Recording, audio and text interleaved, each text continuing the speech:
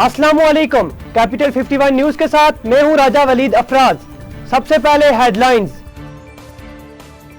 कौमी असम्बली के बाद पंजाब असम्बली में हंगामे के मामले पर मुस्लिम लीग नून की जानिब से स्पीकर पंजाब असम्बली चौधरी परवेज इलाही को अपोजिशन लीडर के दौरान तकरीर माहौल साजगार रखने के लिए पैगाम दिया गया। नून लीग के रुकने असम्बली मलिक नदीम कमरान ने पैगाम में कहा कि कौमी असम्बली में पेश आने वाले वाक़या अफसोसनाक है। गुज़श्ता रोज कौमी असम्बली के इजलास में होने वाले हंगामा आराही के हवाले से स्पीकर कौमी असम्बली असद कैसर ने नोटिस लेते हुए 7 अरकान पर पार्लियामेंट के अहाते में दाखिले पर ताहुक्म सानी पाबंदी आयद कर दी। मुअत्तल होने वाले 7 अरकान जिनमें 3 का तल्लुक तहरीक इंसाफ, 3 का नून लीग और 1 का पीपल्स पार्टी से है।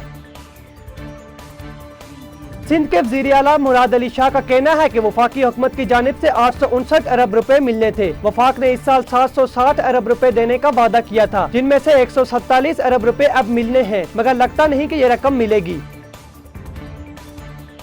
पीपल्स पार्टी के रहनुमा और सेनेट में अपोजिशन लीडर यूसुफ रजा गिलानी का कहना है कि सिर्फ हुकूमत ही नहीं, तमाम अरकान के हकूक के तहफ़्फ़ुज़ की जिम्मेदारी स्पीकर पर आयद होती है। उन्होंने कहा कि बतौर स्पीकर न मैं कभी मोहतरमा से मिलने गया, न कभी एयरपोर्ट पर इस्तकबाल के लिए गया।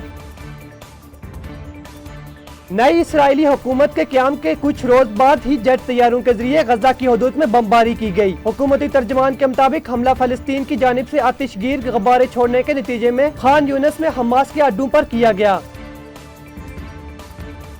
आजाद कश्मीर कानून सर असम्बली के इजलास में फाइनेंस बिल मंजूर न हो सका, जिसके बाद आजाद कश्मीर में आज बजट पेश नहीं किया जा सका। वज़ीर आज़म आजाद कश्मीर ने कहा है कि हुकूमत पाकिस्तान फाइनेंस बिल के हवाले से नजरसानी करे। उन्होंने मजीद कहा कि फाइनेंस बिल पर अमल दरामद से हमारे आमदन के ज़राए कम हो जाएंगे। वैक्सीनेशन कराओ, बछड़ा ले जाओ। थाईलैंड में कोरोना वैक्सीनेशन मुहिम का आगाज कराने के लिए मुनफरिद पेशकश मकबूलियत हासिल कर रही है। मकामी इंतजामिया ने हर हफ्ते 50,000 पाकिस्तानी रुपए मालियत का एक बछड़ा उस खुशनसीब को देने का ऐलान किया है जो वैक्सीनेशन लगवाएगा। पूरा अंदाजी के जरिए 24 हफ्ते तक 24 बछड़े दिए जाएंगे,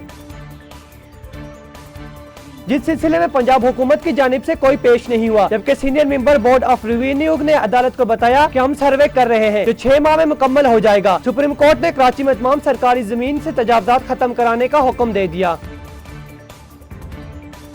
अमेरिका और रूस के माबैन हालिया बरसों की कशीदगी के बाद बाइडेन और पुतिन के दरमियान अहम मुलाकात का आगाज हो गया है। गैर मुल्की मीडिया के मुताबिक इस मुलाकात में रूस की अमरीकी इंतखाबात में मुबैना मुदाखलत समेत साइबर सिक्योरिटी और दोनों मुल्कों के माबैन ताल्लुकात के हवाले से रेड लाइन के क़याम पर गुफ्तगू होगी।